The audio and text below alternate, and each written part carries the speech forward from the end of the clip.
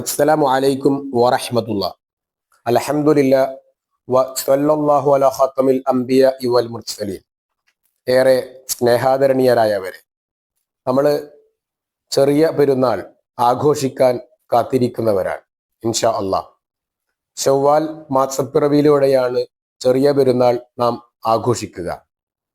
റമദാൻ നോമ്പിന്റെ സമാപ്തിയാണ് ചെറിയ പെരുന്നാൾ. ചെറിയ പെരുന്നാളിലേക്ക് നാം കാലെടുത്തു വെക്കുമ്പോൾ നാം ചെയ്യേണ്ട ചില മര്യാദകളുണ്ട്. ആമുഖമായി നമുക്കറിയാവുന്നത് ജക്കാത്തുൽ ഫിത്റാണ്, ഫിത്ർ ജക്കാത്താണ്. ഫിത്ർ ജക്കാത്ത് പിറന്നു വീണ ഓരോ കുഞ്ഞിനും ബാധ്യതയാണ് എന്ന് നമുക്കറിയാം. അതിൽ നമ്മിൽ അലംഭാവം വരാതിരിക്കാൻ നാം വളരെ ഗൗരവകരമായി ആ വിഷയം നിർവഹിക്കേണ്ടതാണ്. ഫിത്ർ ജക്കാത്ത് കൊടുത്തു വിട്ടാൻ ശ്രദ്ധിക്കുക.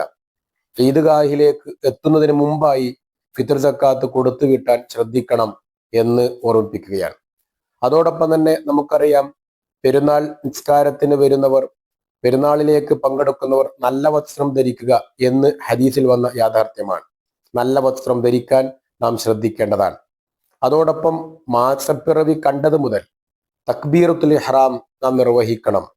നബി സല്ലല്ലാഹു അലൈഹി വസല്ലമയും സഹാബാക്കളുമൊക്കെ അവർ നടക്കുമ്പോഴും ഇരിക്കുമ്പോഴുമൊക്കെ ചെറിയ പെരുന്നാളിൽ ഈദ്ഗാഹിലെത്തുന്നത് വരെ തക്ബീർ ചൊല്ലിക്കൊണ്ടേയിരുന്നു എന്നുള്ളത് ഹദീസുകളിൽ വായിക്കാൻ കഴിയുന്നു. അതുകൊണ്ട് തന്നെ നമ്മുടെ വീടുകളിലും നമ്മുടെ യാത്രകളിലും നമ്മുടെ ഇരുത്തത്തിലും നമ്മുടെ ഈദ്ഗാഹിലേക്കുള്ള നടത്തത്തിലും ഒക്കെ തക്ബീർ ചൊല്ലിക്കൊണ്ടേയിരിക്കണം. നമ്മുടെ വീടുകൾ ശബ്ദമുഖരിതമാവട്ടെ, നമ്മുടെ വീടുകൾ തക്ബീർ കൊണ്ട് നിറയട്ടെ, നമ്മുടെ വീടുകൾ തക്ബീർ കൊണ്ട് അലങ്കരിക്കട്ടെ, നമ്മുടെ മനസ്സും തക്ബീർ കൊണ്ട് അലങ്കരിക്കട്ടെ. മാസപ്പിറവി കണ്ടത് മുതൽ തക്ബീറുകളുമായി നിറഞ്ഞു നിൽക്കുന്ന വീടും കുടുംബവും മനസ്സുമായി മാറേണ്ടതുണ്ട്. തക്ബീർ നാം ഒരിക്കലും മറന്നു പോകാൻ പാടില്ല എന്ന് ഓർമ്മിപ്പിക്കുകയാണ്. അതോടൊപ്പം തന്നെ ഈദ്ഗാഹിൽ എത്തിക്കഴിഞ്ഞാൽ ഈദ്ഗാഹിൽ നേരത്തെ എത്താൻ നാം ശ്രദ്ധിക്കേണ്ടതാണ്. ഈദ്ഗാഹിൽ വളരെ നേരത്തെ എത്തുകയും സമൂഹമായുള്ള ജമാഅത്തായുള്ള തക്ബീറുകളിൽ നാം പങ്കെടുക്കുകയും ചെയ്യണം. ഈദ്ഗാഹിൽ ആരാണ് വരേണ്ടത്? എല്ലാവരും വരണം. സ്ത്രീകളും കുട്ടികളും വരാൻ കഴിയുന്ന എല്ലാവരും പങ്കെടുക്കണം എന്നുള്ളതാണ്. നബി സല്ലല്ലാഹു അലൈഹി വസല്ലമയാണ് പള്ളിയുടെ ശ്രേഷ്ഠത പഠിപ്പിച്ചത്. നബി സല്ലല്ലാഹു അലൈഹി വസല്ലമയാണ് പള്ളിയുടെ പ്രാധാന്യം പഠിപ്പിച്ചത്. അതേ റസൂലുള്ളാഹി സ്വല്ലല്ലാഹു അലൈഹി വസല്ലം പെരുന്നാളിൽ ഈദ്ഗാഹിലാണ് പോകേണ്ടത് എന്ന് പഠിപ്പിച്ചു. ചില ന്യായങ്ങൾ നമ്മുടെ നാട്ടുകാർ നിരത്താറുണ്ട്. ഈദ്ഗാഹ് എന്ന് പറയുമ്പോൾ അവിടെ പറമ്പല്ലേ, അങ്ങനെയല്ലേ, അവിടെ നായകൾ കാലികളൊക്കെ കഷ്ടിക്കുന്നില്ലേ, മൂത്രമൊഴിക്കുന്നില്ലേ എന്നൊക്കെ. പക്ഷേ നബി സല്ലല്ലാഹു അലൈഹി വസല്ലമ തന്നെയാണ് പള്ളിയുടെ പ്രാധാന്യം പഠിപ്പിച്ചത്.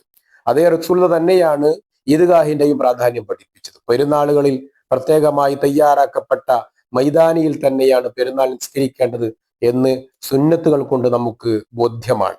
അതുകൊണ്ട് തന്നെ നാം എല്ലാവരും, വീട്ടിലുള്ള എല്ലാവരും പോകാൻ ശ്രദ്ധിക്കണം. അതോടൊപ്പം തന്നെ ഈദ്ഗാഹിൽ പങ്കെടുക്കുന്നവർ സ്വതക്ക പരമാവധി പങ്കെടുക്കുന്ന എല്ലാവരും ആ സ്വതക്കയിൽ പങ്കാളികളാവണം എന്ന് ഓർമ്മിപ്പിക്കുകയാണ്. അതോടൊപ്പം പെരുന്നാളിൽ പങ്കെടുക്കുമ്പോൾ, പെരുന്നാളുകളിലേക്ക് പോകുമ്പോൾ ചെറിയ പെരുന്നാളിൽ ഭക്ഷണം കഴിച്ചുകൊണ്ടാണ് പുറപ്പെടേണ്ടത്. പലപ്പോഴും നമ്മുടെ വീട്ടകങ്ങളിൽ ചെറിയ പെരുന്നാളും ബലി പെരുന്നാളും ഒരേപോലെയാണ് നമ്മൾ പുറപ്പെടാറുള്ളത് എന്നുള്ളത് നാം ശ്രദ്ധിക്കേണ്ട ഒരു വശമാണ്. ബലി പെരുന്നാളിൽ ഒന്നും കഴിക്കാതെ പോകുന്നതാണ് സുന്നത്ത് എന്ന് പഠിപ്പിക്കപ്പെട്ടപ്പോൾ ചെറിയ പെരുന്നാളിൽ കഴിച്ചുകൊണ്ടാണ് പോവേണ്ടത് എന്നും ഇസ്ലാം പഠിപ്പിച്ചിട്ടുണ്ട്.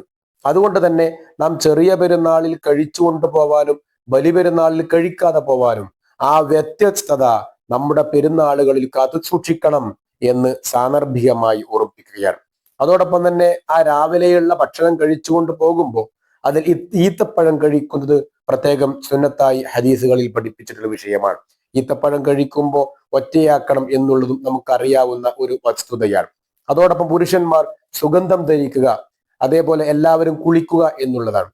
കുളിക്കുമ്പോൾ സ്വാഭാവികമായി നാം മനസ്സിലാക്കിയിട്ടുള്ളത് ആദ്യം ഒന്നുണ്ടാക്കണം, പിന്നെ വലതൊഴിക്കണം, പിന്നെ തലയിലേക്ക് വെള്ളം ഒഴിക്കുന്ന ആ ഒരു ശീലം കുളിയിൽ നാം നടപ്പിൽ വരുത്താൻ ശ്രദ്ധിക്കേണ്ടതാണ്.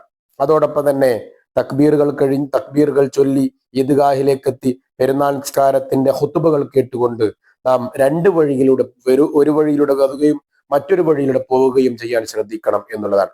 എന്തിനാണ് രണ്ട് വഴികൾ തിരഞ്ഞെടുക്കുന്നത് എന്നതിൽ ചില ന്യായങ്ങൾ പണ്ഡിതന്മാർ നിരത്തിയിട്ടുണ്ട്. ബന്ധങ്ങൾ സുസ്ഥാപിതമാവാൻ നാം ഇടപഴകണം, ചിരിക്കണം, സലാം പറയണം. ഇങ്ങനെ മറ്റുള്ളവരുമായുള്ള നമ്മുടെ ബന്ധം ഊട്ടിയുറപ്പിക്കാൻ കൂടിയാണ് ഇങ്ങനെ വ്യത്യസ്ത വഴികൾ തിരഞ്ഞെടുക്കാൻ ഇസ്ലാം നിർദ്ദേശിച്ചത് എന്ന് നമുക്ക് മനസ്സിലാക്കാൻ കഴിയുന്നു. ഈ രൂപത്തിൽ പെരുന്നാൾ നമുക്ക് അലങ്കൃതമാവട്ടെ. പെരുന്നാൾ സ്നേഹത്തിന്റെ, സൗഹാർദ്ദത്തിന്റെ, വിട്ടുവീഴ്ചയുടെ, സഹനത്തിന്റെ, അർപ്പണബോധത്തിന്റെ മാതൃകയായി മാറാൻ നമുക്ക് സഹായിക്കട്ടെ. അസ്സലാമു അലൈക്കും വറഹ്മത്തുള്ളാഹി.